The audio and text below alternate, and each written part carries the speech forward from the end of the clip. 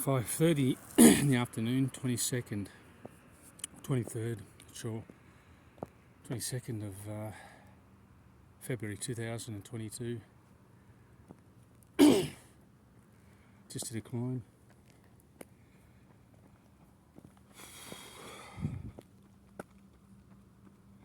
It's called take number 12.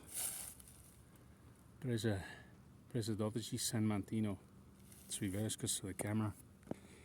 Anyway, 10-degree climb. It's 5:30. It's getting lighter, a bit lighter now. And the climate a bit more tolerable for riding. And it'll get cold again because you normally have a cold snap in March at the end of winter. In April, weather's just fantastic here. Spring. It's a new house that's just been built. Nice home. They keep the style more or less the same. They call them tegola, roof tiles done in a curved fashion. And it's a classic Italian small villa, bricks and then rendered over, and very well insulated from the weather. Experts at building, architecture, construction. That's one of the strengths of the Italians. Just one thing that we're very weak on here is natural resources. Well, things are heating up with Russia. We get our gas. Most of it comes from Russia, passes through a pipeline in Ukraine, Czechoslovakia, Austria, and arrives at Tavisio, which is, if I point in that direction, it'll be about a 2-hour drive, 2.5-hour drive. That's where it enters Italy and gets distributed throughout the gas pipe network. Yeah, I mean, poking the bear isn't a very intelligent thing to do,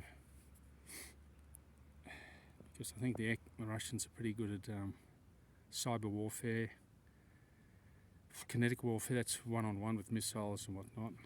I mean, the First World War, the Second World War, well, basically annihilated. In the Second World War, they fought back. Stalin had most of the good generals assassinated because they were a threat to his power.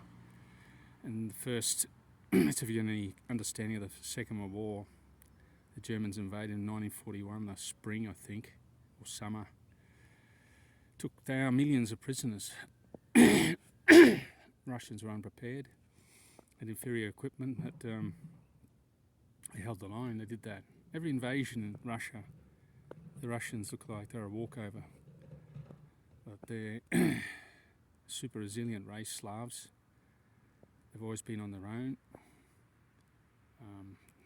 And a different mentality to us in the West. They're not Western Europeans, they're Eastern Europeans, Slavic. And people criticise them, just their technologies for weapons.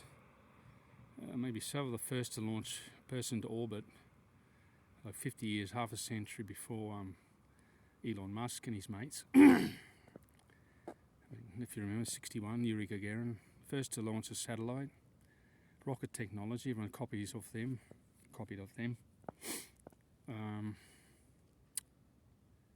What other?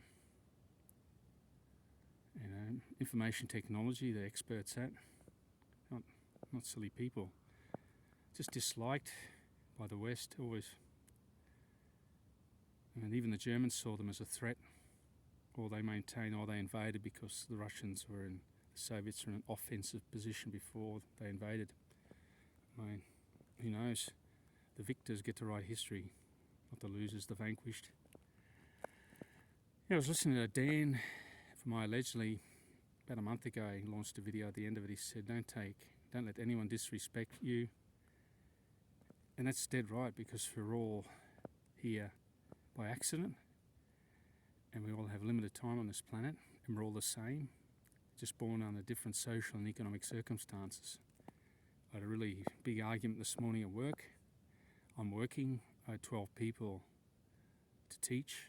I had an annoying person swimming in the lane, the free swim lane, where you just come and swim in your own accord, making fun of me. So I reacted, not violently, but yelled at him I said, go away, go to another pool, I'm working. Yelled at him until he disappeared. So if this continues, and it starts again tomorrow, they want to continue with this argument, I'll just maintain my position. And if I'm not supported by my colleagues, I'll just leave. As Elon Musk said once, well, you're not going to starve if you quit your job. And he's dead right, it's probably could be a good thing. I'm in good health, even though I'm 56. I'll just repeat what Dan from I Allegedly said. Don't let anyone ever disrespect you, no matter how much of a position of power they're in, government or otherwise. And if you think, even though they're police or position of authority, they're being disrespectful, you fight back. Because in the end, one thing alone is clear. We all die. It could be tomorrow, nothing's secure. It could be tonight.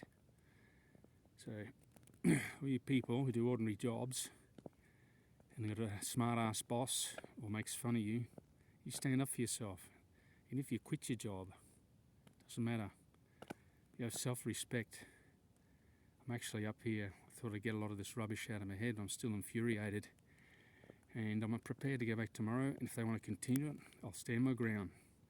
Because I've dedicated 16 years of my life into a business, built up a good clientele. This particular person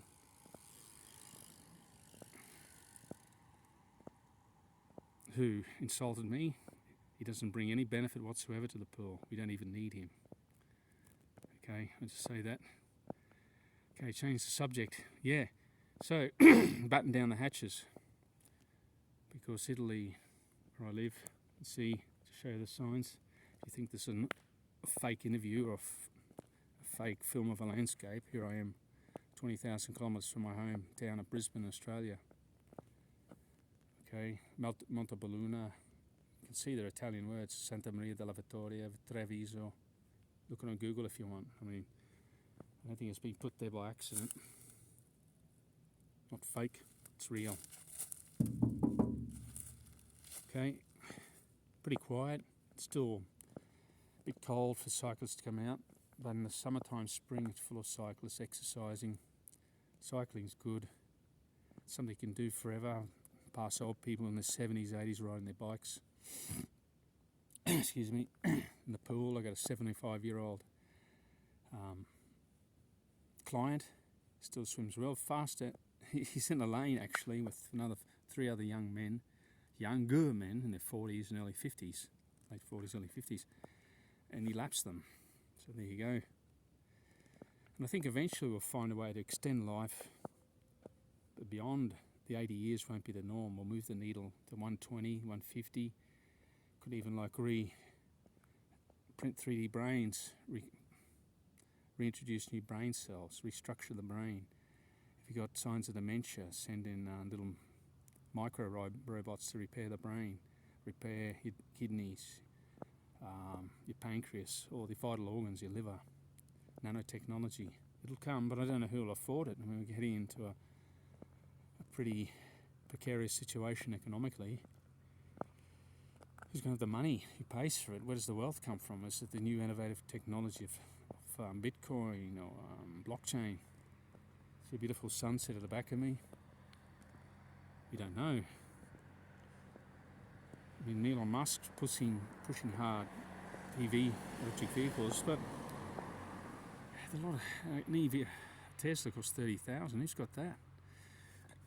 The Chinese make a car for 6,000.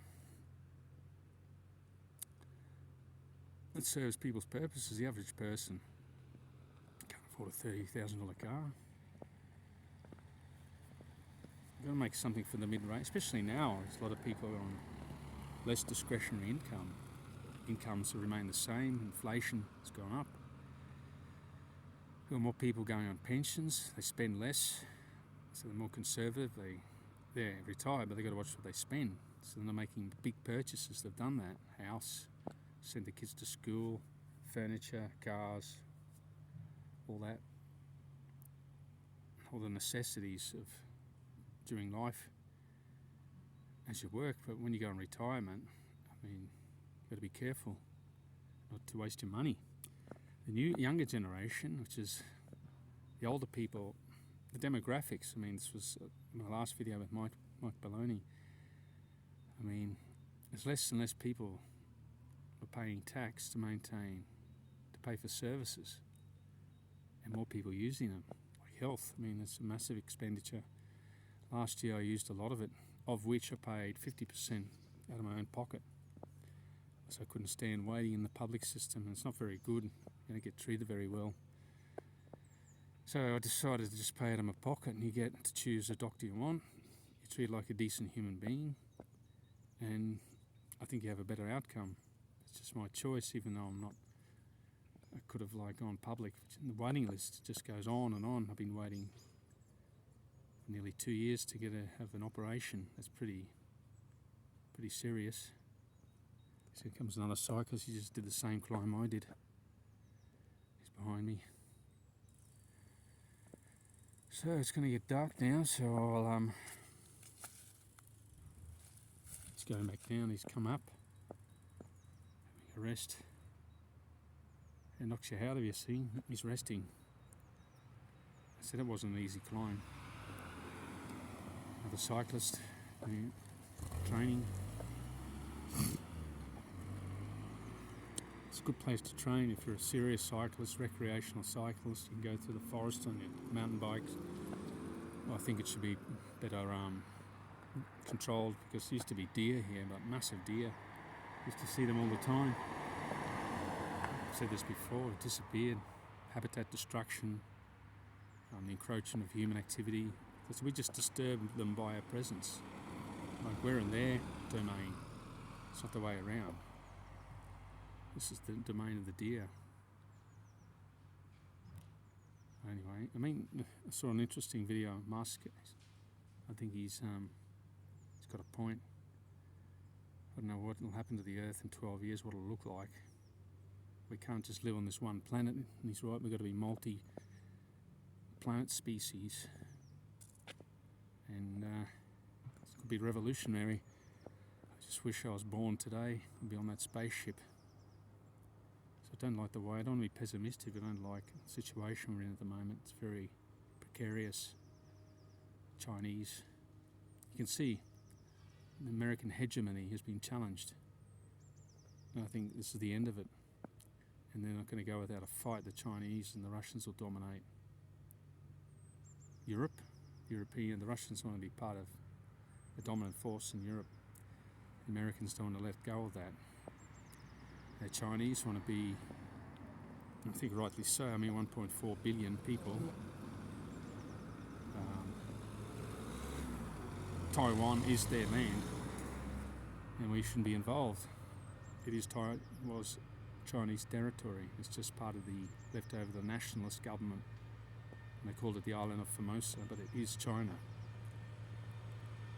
We should stay right out of it and mind our own business. It's just very provocative to do these things against the Russians and the Chinese.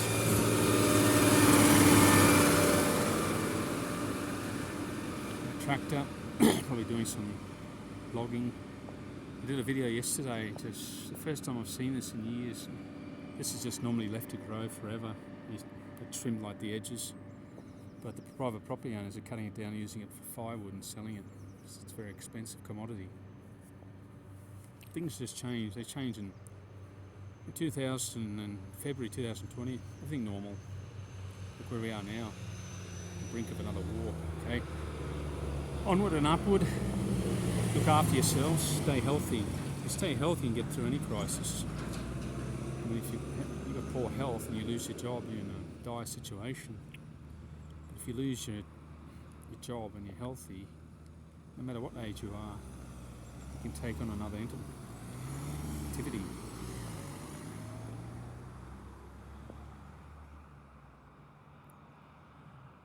Just got to use. Humans on our own are pretty resourceful. We used to, most part of human history are in groups of 12, no more. It's just when we discovered a surplus, how to create a surplus of food, we started to create bigger regional centres and cities, a surplus of wheat, and those sorts of things. So most of human history, if you went back in a time machine 200,000 years ago, you'd find humans with the same brain dimension, size more or less. living right up to 3,000 years ago. So for 96,000 years, we just lived in small groups, hunting and gathering, till we discovered a way to create surpluses of food. We worked it out. We don't have to move around anymore. Anyway, got to be optimistic. I think innovation, we should see some good things come out of this. But out of the chaos comes good things, nearly always. I mean, the economy should let it crash in 2009. They just let it go on and on. This financial bubble, financial assets, has just got out of control. It's blowing up now as we speak. Bye for now.